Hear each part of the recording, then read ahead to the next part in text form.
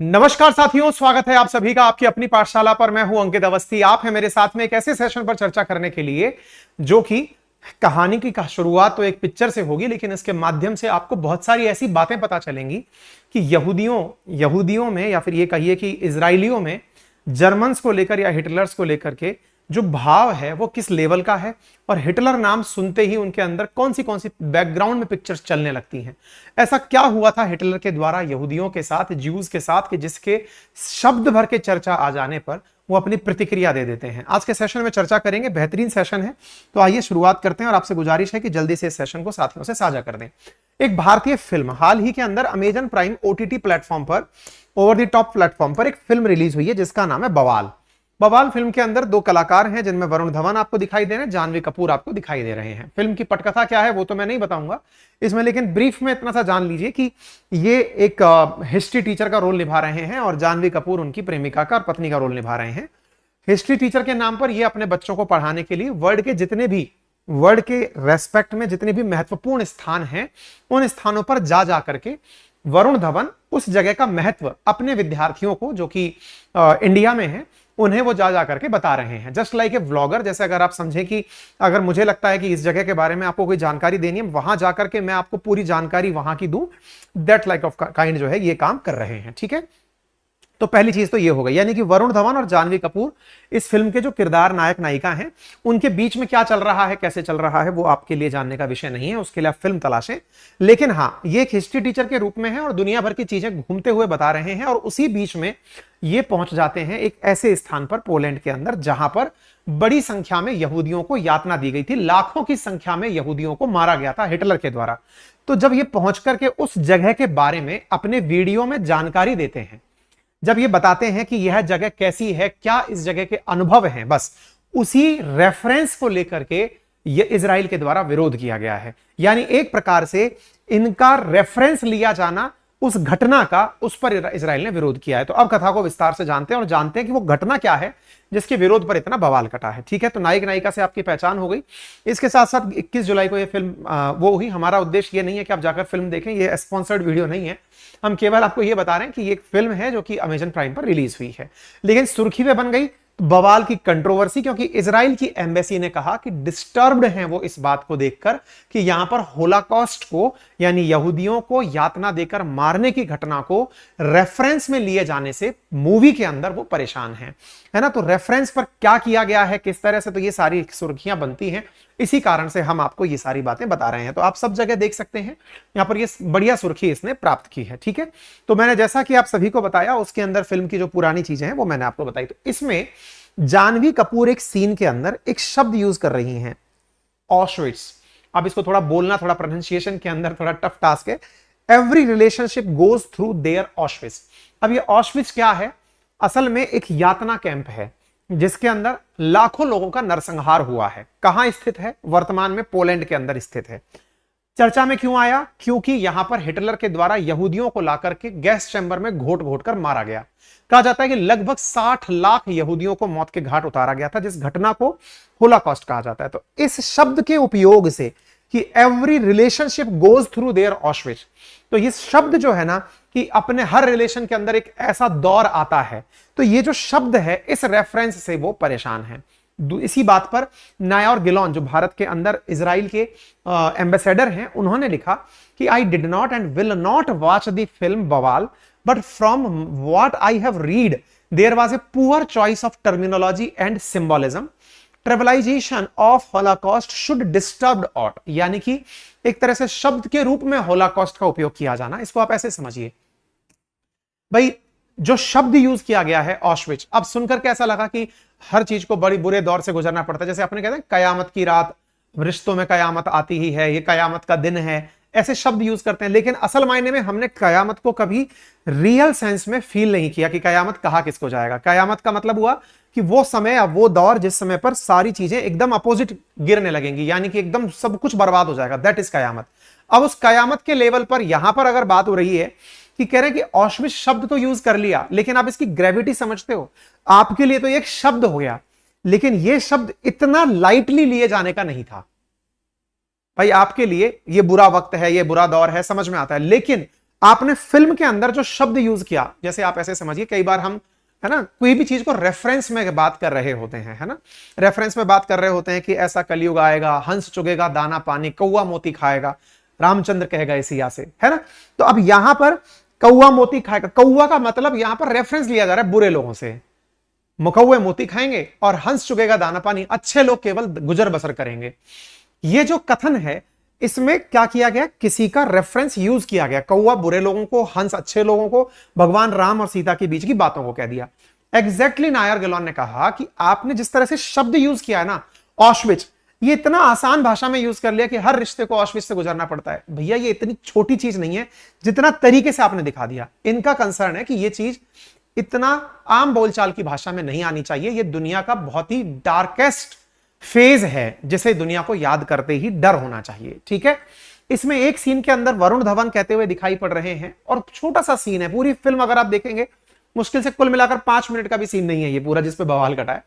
और इसमें we all too are a little like Hitler aunt we, Varun Dhawan Hitler के सामने खड़े होकर के बोल रहे हैं कि हम सब के अंदर थोड़ा बहुत हिटलर होता है। अब देखिए, आज जैसे भारत के अंदर आप देखते हैं कि किसी को भी अगर आप डिक्टेटर की परिभाषा देना चाहते हैं तो शब्द यूज करते हैं, हिटलर क्यों हो रहा है, ये तो मेरे लिए हिटलर की तरह काम कर रहा है। हमारे यहां पर आम बोलचाल में उसको यूज किया गया है, लेकिन हिटलर शब्द अपने आप में कितनी बड़ी गाली है ये यहूदियों से पूछो, यहूदियों के नाम पर इजराइल से क्यों पूछो, क्योंकि सबसे ज्यादा दुनिया में जो यहूदी रहते हैं वो इजराइल में रहते हैं। इस फिल्म के अंदर एक कॉन्सेंट्रेशन कैंप के अंदर इन दोनों को इमेजिन करके दिखाया गया है। यह दिखाया गया है कि कॉन्सेंट्रेशन कैंप में जहां पर ये लोग रह रहे थे, जिनकी हत्या की गई यहूदियों की, उन्होंने कैसा फील किया होगा, यह सब दृश्य यहां पर दिखाने का छोटा सा प्रयास किया गया है, ठीक है। तो इस बात के ऊपर यहां तक चर्चा हो रही है कि अमेजन प्राइम से इस फिल्म को हटा दिया जाए, यहां तक चर्चा हो रही है। लोगों की प्रतिक्रियाएं आई जिसमें लोगों ने कहा, कुछ का कहना है कि भाई हमें नहीं लगता कि इतना ज्यादा इस बात को इस तरह से लेने की जरूरत थी, क्योंकि फिल्म ने बड़े अच्छे से उस भाव को बताने का काम किया है। इजराइल क्या चाहता है, उस घटना की ज्यादा रेस्पेक्ट हो, ठीक है। तो जो सोशल मीडिया है वो इस बात को लेकर के बटा हुआ है। कुछ लोग कह रहे हैं कि नहीं नहीं इतनी बड़ी घटना थी, उसको इतना लाइटली नहीं दिखाना चाहिए था, और कुछ लोगों का कहना है कि इतनी भी बड़ी गलती नहीं की है किसी ने कि जिसकी वजह से आप इतनी बड़ी प्रतिक्रिया दे दें आप, ठीक है। तो इस प्रकार से यहां पर जब इसके फिल्म के निर्माता हैं उनसे पूछा गया तो उन्होंने कहा कि ऑश्विट्ज जो सीक्वेंस है जिस तरह से लोगों ने देखा वह निराशाजनक है, किसी भी तरह से हमने असंवेदनशील होकर के इसका काम नहीं किया है। हमने अज्जू और निशा जो फिल्म के कलाकार हैं उनको ऑश्विट्ज में जो कुछ देखा उसको पूरी तरह से परेशान और उन्होंने प्रभावित होकर उसे दिखाया है। इवन कलाकार को वो दृश्य फिल्माते हुए रोता हुआ भी दिखाया है। साथियों, ये वो दृश्य है जिसके लिए आप सबको अंदर से एक संवेदना पैदा होती है और आप जानकर आश्चर्यचकित होते हैं, हैरान परेशान हो निराश होते हैं जब आपको ये चप्पलें जूते दिखाई पड़ते हैं। आपको पता है ये क्या प्रमाण है? जैसे भारत के अंदर जलियांवाला बाग जो मैसेकर हुआ था उसमें जो चप्पल जूते पगड़ियां कपड़े पड़े रह गए थे वो दर्शाता था कि कितना बुरी तरह से एक दौर आया होगा। एग्जैक्टली ये जो सीन आपको दिखाई दे रहा है चप्पल जूतों का, ये दर्शाता है कि कितनी बड़ी संख्या में ये जो शूज स्लीपर्स पड़े हुए हैं ये उस जगह पर हैं जहां पर यहूदियों का कत्लेआम हुआ था। ये वो जगह का सीन है। यही कारण है कि यूएन के द्वारा, यूनेस्को के द्वारा 27 जनवरी को होलोकॉस्ट रिमेम्बरेंस डे के रूप में मनाया जाता है। 27 जनवरी 1945 अपने आप में वो दिन जिस दिन बचे हुए यहूदियों को बचाया गया था यूएसएसआर के द्वारा, कि भैया इनको सेव किया जाएगा, यातना कैंप से छुड़ाया गया था। इस वजह से 27 जनवरी को होलोकॉस्ट रिमेम्बरेंस डे, दुनिया को पता चले कि किसी आदमी में सनक कितनी बड़ी हो सकती है। बाय द वे, हमने अंकित इंस्पायर इंडिया पर एक सेशन किया था, कल परसों हमने एक सेशन डाला था ओपनहाइमर के बारे में।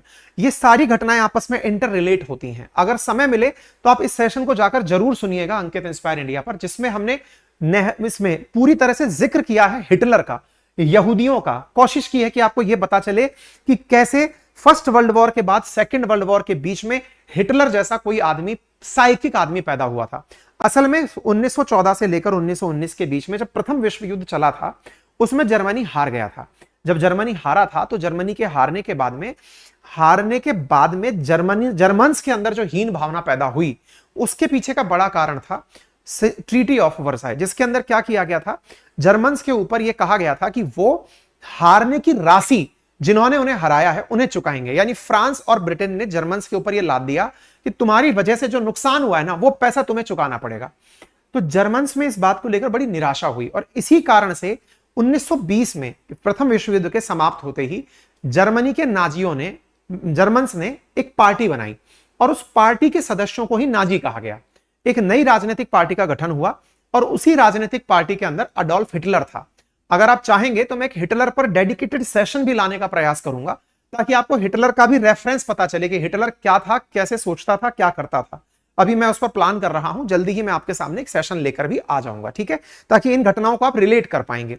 तो जो हिटलर था वो 1920 में बनी जो पार्टी थी उसका नाजी का सदस्य था। जर्मन्स ने अपने अंदर जब ये तलाशा कि हम युद्ध क्यों हारे, तो उन्हें लगा कि जर्मनी के अंदर जो पैसे वाले रसूखदार लोग हैं वो यहूदी हैं, ज्यूज हैं, और इन लोगों ने युद्ध में हमारा साथ नहीं दिया, इसलिए हम हार गए। और इन्होंने अपोजिशन का साथ दिया, यानी जिनसे हमारा युद्ध हो रहा है उनको इनडायरेक्टली हेल्प किया था, इसलिए हम हार गए। तो नाजियों ने हिटलर के नेतृत्व में यह मन में भाव बिठा लिया कि जो लोग हमारी हार के जिम्मेदार हैं, अगर इन्हें पूरी तरह से मिटा दिया जाए तो जर्मन्स को फिर दुनिया से कोई नहीं मिटा सकता। यानी एक प्रकार से नाजियों में जर्मन्स को लेकर के यह भावना पैदा कर दी गई कि जर्मन्स दुनिया की बेस्ट नस्ल हैं, और उस बेस्ट नस्ल ने और नस्लों को मिटाने के नाम पर यहूदियों को मिटाने का सोचा कि दुनिया में जहां जहां यहूदी हैं सब तरफ से मिटा दो। और जिन यहूदियों को मिटाया जाएगा, हिटलर उनका लीडर था जो यहूदियों को मिटाने के लिए गैस चैम्बर बनाकर रखा हुआ था। 60 लाख यहूदियों का कत्लेआम किया गया था, जिस समय दुनिया में 90 लाख ही यहूदी थे, ज्यूज थे, जो कि इजराइल में पाए जाते हैं। दुनिया में उस समय पर 1939 से लेकर 45 के बीच में कुल आबादी थी 90 लाख, जिसमें से 60 लाख को मार दिया गया था। इसके ऊपर फिल्म है, ये फिल्म तो नहीं है, मतलब ये जो घटना है जिसका रेफरेंस लिया गया है। तो अभी फिलहाल के लिए अगर हम इजराइल की बात करें तो इजराइल में मेजॉरिटी 74% यहूदी रहते हैं, 18% यहां पर मुस्लिम रहते हैं। तो इसलिए इजराइल यहूदियों को लेकर के बड़ी मात्रा में रिएक्शन देता है, ठीक है। तो हुआ क्या था, तो जैसा मैंने आपसे कहा कि होलोकॉस्ट की शुरुआत नाजी जर्मनी से हुई थी, धीरे धीरे वो पूरे यूरोप में फैली थी। 1933 में यूरोप के अंदर 90 लाख के आसपास की आबादी थी। 33 में अडोल्फ हिटलर को जब चांसलर नियुक्त किया गया तो उसने होलोकॉस्ट की शुरुआत की, और उसने शुरुआत के अंदर ऑस्ट्रिया, चेक रिपब्लिक, सुडेटनलैंड, इन सब पर कब्जा किया, और जर्मनी ने पोलैंड पर 1939 में हमला कर दिया। अगले 2 साल में जर्मनी ने सोवियत संघ के पश्चिमी हिस्से पर भी कब्जा कर लिया। इटली, हंगरी, रोमानिया, बुल्गारिया के साथ गठबंधन बनाया, जिसमें ये पूरा वर्ल्ड वॉर की कहानी है। इसके ऊपर भी एक सीरीज हम कर लेंगे अगर आप चाहेंगे तो। द्वितीय विश्व युद्ध के समय जर्मनी के तानाशाह अडोल्फ हिटलर ने होलोकॉस्ट के नाम पर लाखों लोगों को नजरबंदी कैंप में डाला। लगभग 11 लाख लोगों को गैस चैम्बर में डालकर मार दिया गया। दूसरे हजारों लोगों को नजरबंदी कैंप में ठंड और भुखमरी से मार दिया गया। 1939 में जर्मनी द्वारा विश्व युद्ध भड़काने के बाद हिटलर ने यहूदियों को जड़ से मिटाने के लिए अपने अंतिम हल को अमल में लाना शुरू किया। उसने सैनिक यहूदियों को कुछ खास इलाकों में ठूंसने का काम किया, उनसे काम करवाने, उन्हें एक जगह इकट्ठा करने, मार डालने के लिए विशेष कैंप स्थापित किए, जिसमें सबसे कुख्यात कैंप था ऑश्विट्ज। तो जो फिल्म के अंदर ये जो शब्द यूज हुआ है ना ऑश्विट्ज, ये क्या है, तो ये एक तरह का कंसंट्रेशन कैंप है जिसके बारे में बात की गई है। फिल्म को अगर आप देखेंगे, वर्तमान में आप जाकर के इस जगह को देख सकते हैं। पोलैंड के अंदर स्थित यह ऑश्विट्ज स्थान है। लोग आज भी जाकर इस जगह को घूमकर आते हैं, देखकर आते हैं कि क्या था जहां पर ऑश्विट्ज के अंदर, पोलैंड के ऑश्विट्ज के अंदर हिटलर ने अपनी हैवानियत की सारी चीजों को पार कर दिया था। इंटरेस्टिंग बात यह है कि दुनिया में यह किसी को मालूम ही नहीं था कि ऐसा भी कुछ चल रहा है। आप सोचकर देखिए कि यहां पर लोगों को बड़ी बेरहमी से रखा जाता था, लेकिन चूंकि वर्ल्ड वॉर का टाइम चल रहा था, लोगों को यह नहीं पता था कि चुन चुनकर यहूदियों को मारा जा रहा है, क्योंकि उन्हें ला करके इस तरह के गुप्त स्थान पर लाया जाता था और यहीं पर उन्हें मार दिया जाता था, कत्ल कर दिया जाता था। मारने के लिए गैस चैम्बर में डालकर, नहाने के नाम पर उन्हें ले जाया जाता था, पेस्टिसाइड्स मंगाकर उन्हें मार दिया जाता था। ये जो घटना होती थी, इस घटना का जिक्र आज भी जब होता है तो लोगों के मन में डर बैठ जाता है। ये उस समय की पिक्चर्स हैं कि किस तरह से वहां पर लोगों को बड़ी संख्या में लेकर आया जाता था मारने के लिए, यहूदियों को सेलेक्ट कर करके लाया जाता था। अच्छा, ये जानकारी पता कैसे चली, कैसे बाहर आई, ये बात अपने आप में बड़ी है। 60 लाख यहूदी जिनकी हत्या हुई थी, उनमें से 15 लाख बच्चे मारे गए थे, और ये घटना भी एक बच्चे के कारण बाहर आई। वो बच्चा कौन था वो मैं आपको बताता हूं। देखिए, अडोल्फ हिटलर इस प्रकार से नाजियों को बढ़िया तरीके से बात करके, बहुत ही कन्विंसिंग तरीके से ये बताते हुए कि हमारी नस्ल सबसे बड़ी है, ये बताते हुए वो लोगों को मोटिवेट किया करता था। यहूदियों के ऊपर नंबर गोद दिए जाते थे, नजरबंदी में जब रखा जाता था तो नंबर से उन्हें ट्रीट किया जाता था। एक बच्ची है साथियों, जिसके द्वारा लिखी गई डायरी दुनिया में सबसे ज्यादा पढ़ी जाने वाली किताब बन गई। ये घटना बाहर ही नहीं आती यदि ये यहूदी बच्ची अपने मरने से पहले एक डायरी ना लिखती। तो डायरी इसने कहां लिख दी और कहां मिल गई? तो दुनिया भर में जहां भी यहूदी थे, उन्हें ढूंढ ढूंढ कर मारा जा रहा था।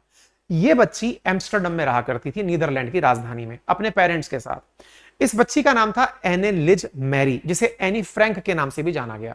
जर्मनी के फ्रैंकफर्ट में इसका जन्म हुआ था, लेकिन जब जैसे जैसे नाजी जर्मनी के अंदर सत्ता में आ रहे थे, इनका परिवार घर छोड़कर के नीदरलैंड के एम्स्टर्डम में शिफ्ट हो गया। 1940 तक पहुंचते पहुंचते नाजियों का कब्जा वहां पर भी हो गया। जब वहां पर होने लगा तो यहूदी लोगों पर ढूंढ ढूंढ कर वहां पर भी जुल्म होने लगे, अत्याचार होने लगे। जुलाई 1942 तक आते आते इस परिवार ने एनी के पिता के दफ्तर की एक इमारत में गुप्त कमरों के अंदर शरण ले ली और वहीं पर रहने लगे। करीब 2 साल बाद उनके साथ एक साथी, जो कि उसके पिता का साथी था, उसने विश्वासघात किया। एनी का पूरा परिवार गिरफ्तार हो गया। अन्य यहूदियों की तरह उन्हें भी यातना शिविर में भेज दिया गया। गिरफ्तारी के 7 महीने बाद एनी की टाइफॉइड की वजह से हर्बजल बेल्सन कंसंट्रेशन शिविर के अंदर मौत हो गई। उससे 1 हफ्ते पहले ही उसकी बहन की मौत हुई थी। अब ये डायरी की कहानी क्या है?